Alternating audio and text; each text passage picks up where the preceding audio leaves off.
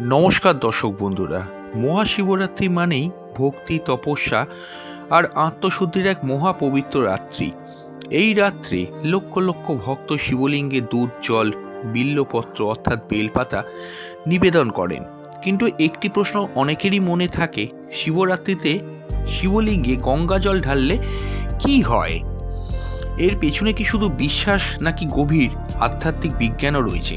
আজকের ভিডিওতে আমরা জানব শাস্ত্রীয় কারণ, আধ্যাত্মিক অর্থ কী, শক্তির রহস্য কী এবং বাস্তব কিছু উপকারিতা। চলুন শুরু করা যাক।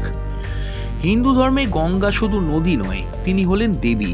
শাস্ত্রে বলা হয় গঙ্গা স্বর্গ থেকে পৃথিবীতে নেমে এসেছিলেন মানব জাতির পাপ ধ্বংস করতে।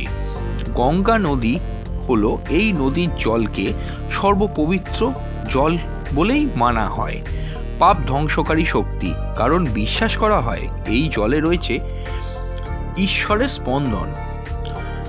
পুরাণ কাব্যগ্রন্থ অনুযায়ী আপনারাও পড়লে দেখতে পারবেন, যখন গঙ্গা পৃথিবীতে নামছিলেন তখন তার প্রবল শক্তিতে পৃথিবী ধ্বংস হয়ে যেতে পারত। তখন ভগবান শিব অর্থাৎ মহাদেব তার জটায় গঙ্গাকে ধারণ করেন। এই কারণেই গঙ্গা ও শিবের সম্পর্ক চিরন্তন। তাই শিবলিঙ্গে গঙ্গা জল ঢালার অর্থ হল গঙ্গাকে তার উৎসে ফিরিয়ে দেওয়া। এটি একটি গভীর আধ্যাত্মিক প্রতীক। শিবরাত্রিতে গঙ্গা জল ঢাললে পাপক্ষয় ঘটে। শাস্ত্রে বলা হয়েছে শিবরাত্রির রাত্রে শিবলিঙ্গে গঙ্গা জল ঢাললে বহু জন্মের পাপ ধ্বংস হয়। কারণ এই রাতে মহাজাগতিক শক্তি সর্বোচ্চ থাকে, মন শান্ত হয়। গঙ্গা জল হলো উচ্চ কম্পাঙ্কের জল। এটি শিবলিঙ্গে ঢাললে পরিবেশ শান্ত শক্তি ছড়ায়, ফলে মানসিক চাপ কমে যায়, উদ্বেগ দূর হয়, কর্মফল শুদ্ধ হয়। শিব হলেন কর্মের বিচারক। গঙ্গাজল দিয়ে অভিষেক করলে অতীত কর্মের নেতিবাচক শক্তি কমে যায়, জীবনের বাধা দূর হয়। জ্যোতিষীয় মতে শিবরাত্রিতে গঙ্গাজল ঢাললে শনি গ্রহের দোষ কাটে, রাহুকেতুর সমস্যা কমে আসে, ভাগ্যের পথ পরিষ্কার হয়।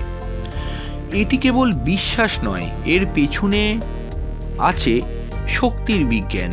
শিবলিঙ্গ একটি শক্তির কেন্দ্র।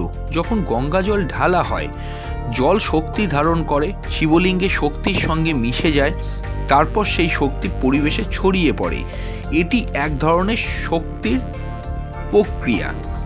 শিবরাত্রিতে প্রথমে মন শান্ত করুন, ওং নমঃ শিবায় জপ করুন, ডান হাতে জল ঢালুন, বিল্বপত্র অর্থাৎ বেলপাতা অর্পণ করুন। সবচেয়ে গুরুত্বপূর্ণ ভক্তি ও বিশ্বাস।